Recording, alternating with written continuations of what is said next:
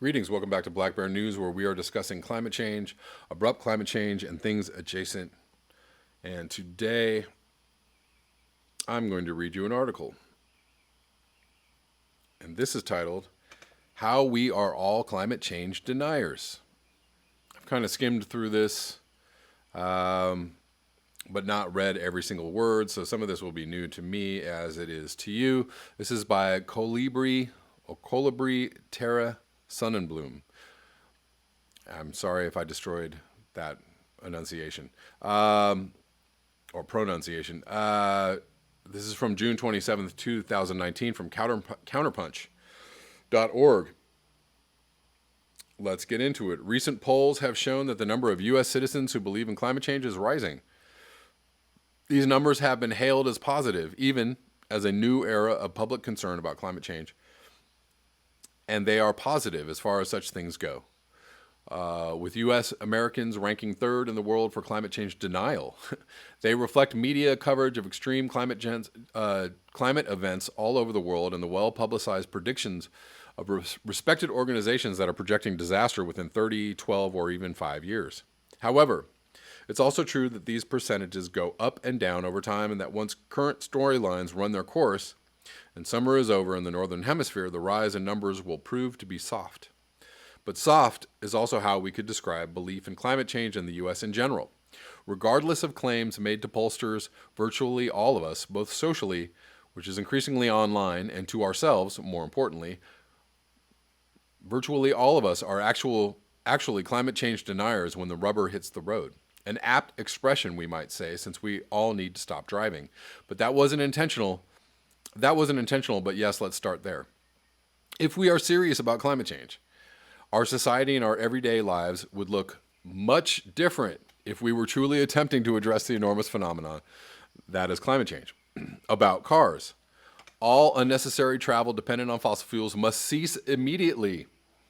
Ooh, I'm liking this already. For the time being, the warehouse on wheels that delivers our food supply needs to keep running, remaking our agricultural system so that communities are providing for themselves locally is a process that will not happen overnight or in one season.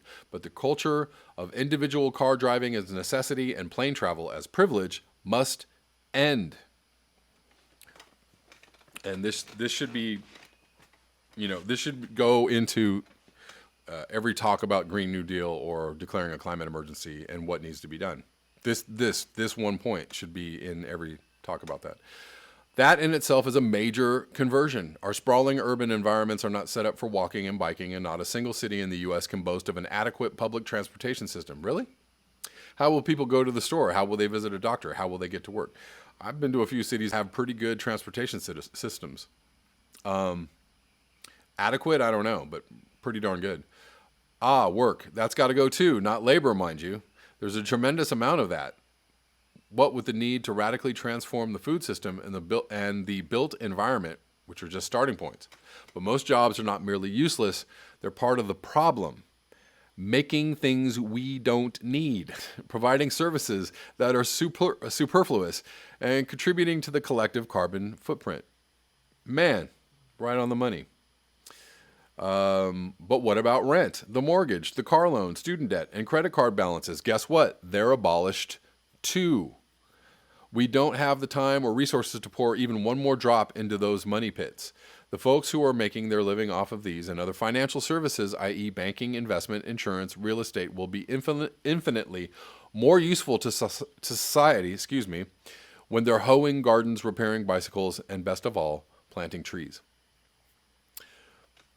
Boom, boom, and boom, and ding, ding, ding.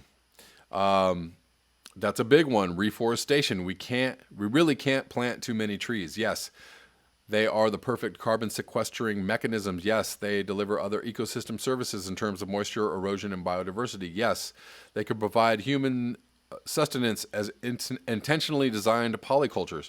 On top of all of that, and at heart, by planting trees, we will resume a relationship and aware connection with nature that we severed by choice. And in doing so, we will reconfigure our senses and our outlooks, both as individuals and collectively. Now we're talking. Or rather, if we get this far, now we're finally moving beyond words and ideas, and now we're genuinely living. being and doing in conscious interrelationship with our environment, dropping our dominating ways and re-entering the real world.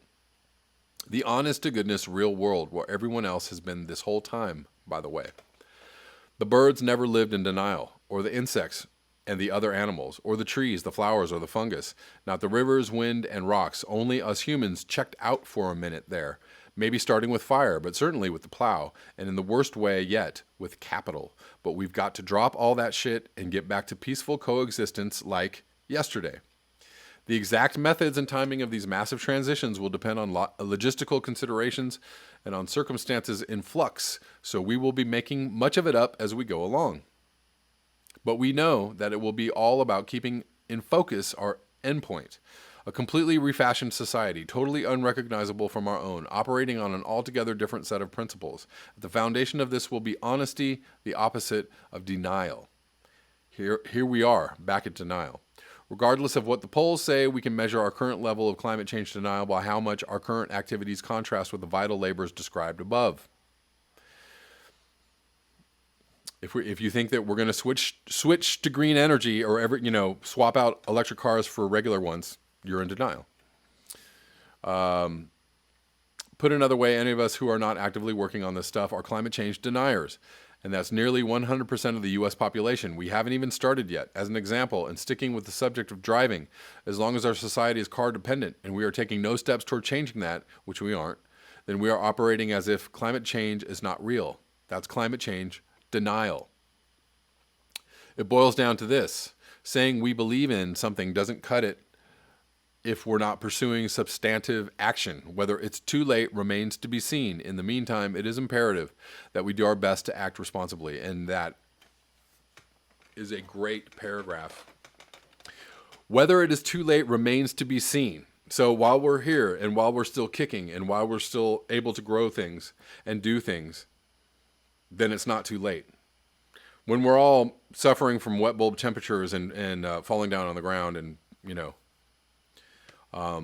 when we can no longer crawl out of bed and, sustain ourselves, then that's too late. But right now, everybody seems to be, doing pretty good. It's not too late.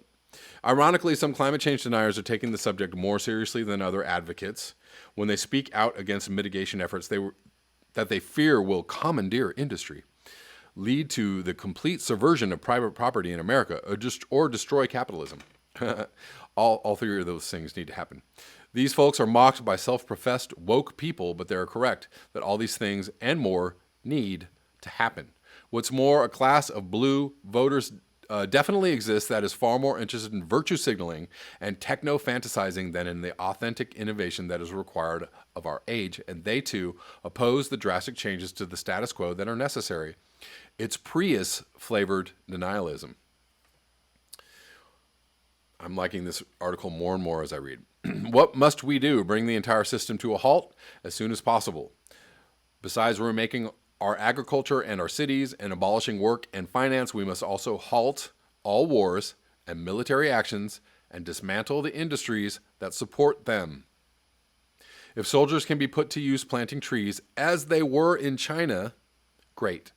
Otherwise, the days of warplanes, battleships, and bombs must be over. Impossible? No, writes George Monbiot in Only Rebellion Will Prevent an Ecological Apocalypse. This is less daunting than we might imagine, as Erica Chenoweth's historical research reveals. For a peaceful mass movement to succeed, a maximum of 3.5% of the population needs to mobilize. Humans are ultra-social mammals, constantly, if subliminally, aware of shifting social currents. Once we perceive that the status quo has changed,